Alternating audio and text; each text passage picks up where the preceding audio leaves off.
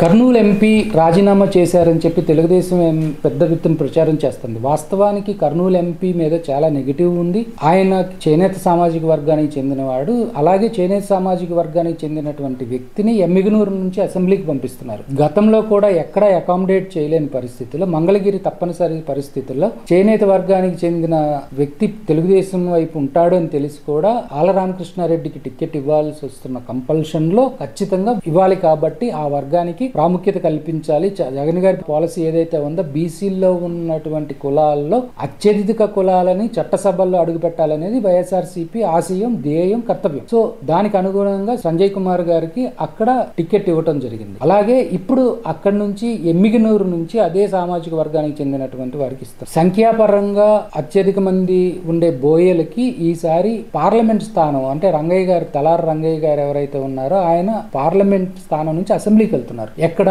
అనంతపూర్లో. సో ఆయన్ని తీసేశారు కాబట్టి ఆయన్ని కాంపన్సేట్ చేయటం కోసం, అలాగే మంత్రిగా ఉన్నటువంటి గుమ్మలూరు జయరాం 10 సంవత్సరాల నుంచి వైఎస్ఆర్సీపీకి ఎమ్మెల్యేగా ఉన్నారు. అలాగే పార్టీ స్టార్టింగ్ నుంచి కూడా ఆయన వైఎస్ఆర్సీపీలో క్రియాశీలకంగా ఉన్నారు. ప్లస్ బలమైన నాయకుడు, అలాగే బోయ సామాజిక వర్గానికి చెందిన ఏకైక ఎమ్మెల్యే. ఆయన్ని తీసి పక్కన పెట్టడం ఇష్టం లేదు కాబట్టి ఆయన్ని కర్నూలు పార్లమెంట్కి ఇస్తున్నామన్న నేపథ్యంలో నిన్ను వేరే చోట ఎక్కడైనా అకామిడేట్ చేస్తామన్నా కానీ వినకుండా ఆయన వదిలేసి వెళ్ళిపోతున్నారు. సో ఇక్కడ ఎవరిని కూడా దూరం చేసుకోవట్లేదు. యాక్చువల్ గా కర్నూలు పార్లమెంటు స్థానానికి తెలుగుదేశం కోట్ల విజయభాస్కర్ రెడ్డి గారి అబ్బాయి సూర్యప్రకాష్ రెడ్డి గారిని నిలబెట్టినా గానీ బీసీలకు ఎక్కువ సీట్లు ఇవ్వాలన్న ఉద్దేశంతో 2014లో కానీ 2019లో కానీ వైఎస్ఆర్ నుంచి జగన్మోహన్ రెడ్డి గారు బీసీ సామాజిక వర్గానికి చెందిన వారు నిలబెట్టిన సంగతి మనకు తెలిసిందే. సో ఈ నేపథ్యంలో ఖచ్చితంగా బీసీల సీటు బీసీలకే ఇస్తున్నారు. ఖచ్చితంగా ఆంధ్రప్రదేశ్లో 10 నుంచి 11 సీట్లు,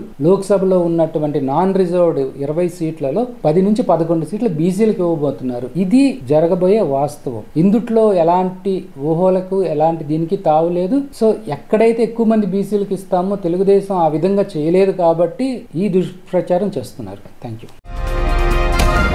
ఈ వీడియో కనుక మీకు నచ్చితే లైక్ చేయండి.